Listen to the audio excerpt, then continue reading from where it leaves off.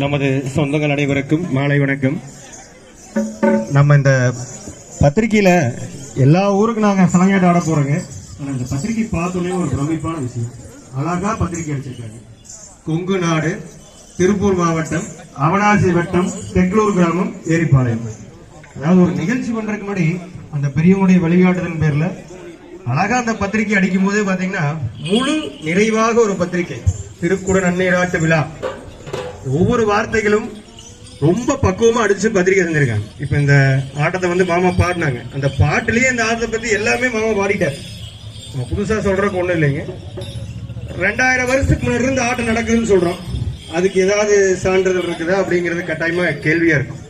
அகநானூறு பாடல்ல கொங்கர் மணியரி ஆயத்து மருகிலாடும் உள்ளி விரவு அப்படிங்கிற ஒரு வார்த்தையிலேயே இந்த சலங்கையாட்டத்தை பத்தி அகநானூறு பாடல்லையே கட்டாயமா இந்த வரியெல்லாம் இருக்கு. அந்த ஆட்டத்தை தொண்டோட நம்ம பெரியவங்க